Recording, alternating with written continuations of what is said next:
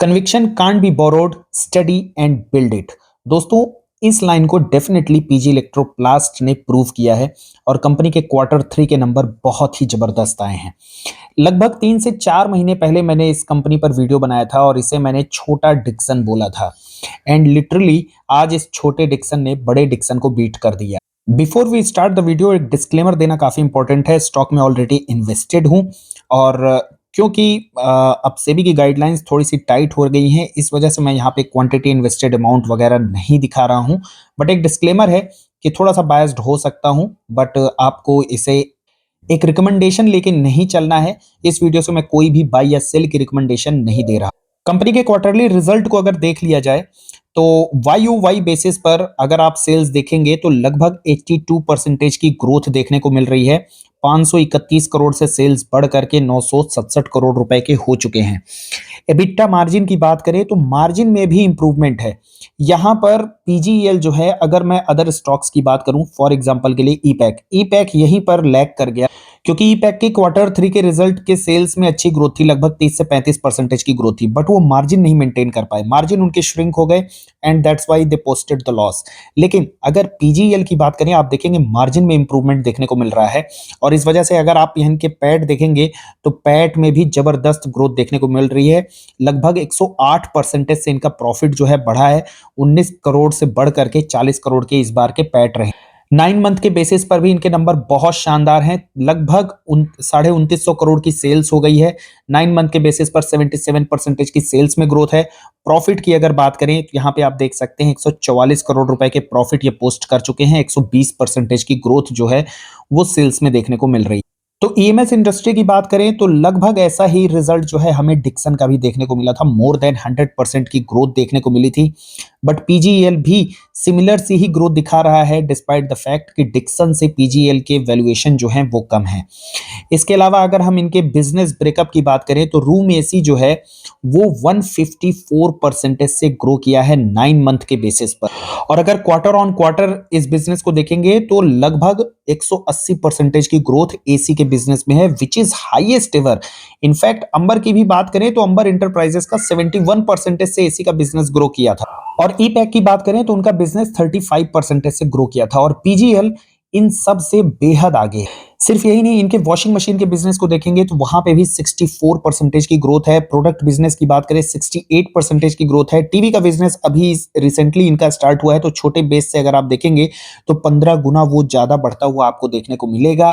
And the main reason कि इनकी इतनी स्ट्रॉन्ग ऑर्डर बुक है, इनके बेहतर मार्जिन इस वजह से हमें देखने को मिलते हैं क्योंकि एक बैकवर्ड इंटीग्रेशन का बेनिफिट जो है पीजीएल उठाता है। पीजीएल जो है प्लास्टिक के मॉड्यूलिंग का काम करता है, शीट मेटल के कंपोनेंट्स बनाता है। जनरली इन सब की रिक्वायरमेंट एसी मैन्युफैक्चरिंग वगैरह में होती है, टीवी में होती है, और इन सब में ये काम जो है, इन प्रोडक्ट्स का यूज जो है पीजीएल इन हाउस ही करता है, और यही रीजन है कि पीजीएल के आपको यहाँ पे मार्जिन जो है डिक्सन से भी काफी बेटर देखने को मिलेंगे, और इस बार इन्होंने तो मार्जिन में बहुत बेहतरीन काम किया। YoY बेसिस पर अगर आप देखेंगे कॉस्ट ऑफ रॉ मटेरियल वो कम होते हुए देखने को मिले हैं। एम्प्लॉय एक्सपेंसेस, ये एक तरीके से ऑपरेशनल इफिशियंसी जो है इनकी इंप्रूव होती हुई देखने को मिल रही है।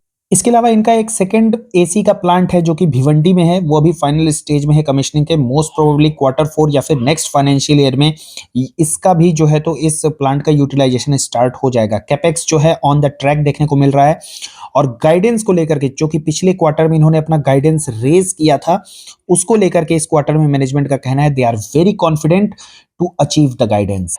कंपनी के गाइडेंस की बात करें तो रेवेन्यू में इन्होंने गाइडेंस जो दिया था वो पहले जो है 3700 करोड़ के अराउंड का गाइडेंस दिया था, 3700 या 3900 करोड़ का, उसको बढ़ा करके इन्होंने 4500 करोड़ कर दिया।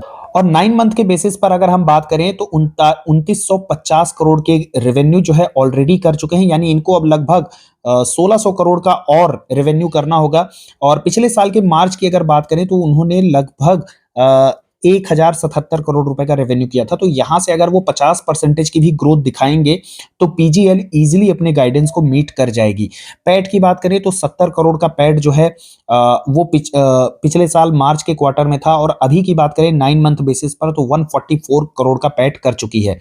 टारगेट है इनका 274 करोड़ के माफ कीजिएगा, 280 करोड़ रुपए का यहाँ पे पैट का गाइडेंस है। तो यानी कि 144 से 280 को जाने के लिए इनको लगभग 140 करोड़ रुपए का पैट करना पड़ेगा, यानी 70 से ऑलमोस्ट डबल का पैट जो है इनको एक बार फिर से क्वार्टर फोर में अपनी ग्रोथ दिखानी पड़ेगी। तो ये थोड़ा सा चैलेंजिंग टास्क लग रहा है, और ऐसा इसलिए क्योंकि अगर आप देखेंगे तो मार्जिन भी इनके 11% के मार्जिन थे, तब इन्होंने 70 करोड़ का पैट किया था।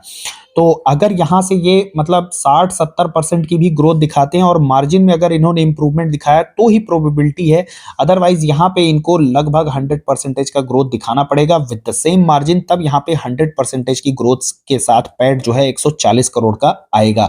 तो it will be quite interesting. मैं भी मतलब काफी ज्यादा एक्साइटेड हूं इनके क्वार्टर थ्री का कॉन कॉल सुनने के लिए कि मैनेजमेंट कितना ज्यादा बुलिश है, किस तरीके की उनकी बॉडी लैंग्वेज रहेगी, क्या वो बोलते हैं कि वो अपने गाइडेंस को अचीव करने में जो है तो सक्सेसफुल हो पाएंगे या नहीं। बाकी वैल्यूएशन की बात करें तो डेफिनेटली वैल्यूएशन को जस्टिफाई किया है इस बार की इनकी ग्रोथ ने। 124 का पी था, और रिजल्ट के अपडेट होने के साथ ही ये 124 का पी नियरली 112-113 के राउंड हो जाएगा। ओवरऑल कंपनी के रिजल्ट जो है काफी सॉलिड हैं, और कंपनी अपने गाइडेंस को मेंटेन करने के लिए भी बोल रही है। गाइडेंस वहां पे उन्होंने रिड्यूस नहीं किया है, ना ही इस बार के गाइडेंस को बढ़ाया है। आपको इस कंपनी के रिजल्ट कैसे लगे, कमेंट सेक्शन में कमेंट करके बताएं। सबसे बेहतर रिजल्ट आपको किसका लगा, पीजी इलेक्ट्रोप्लास्ट या फिर डिक्सन? आप चाहें तो उसका नाम कमेंट सेक्शन में लिख के बता सकते हैं। कंटेंट अगर अच्छा लगता है then hit the like button and do not forget to share and subscribe the channel. Thanks for watching the video.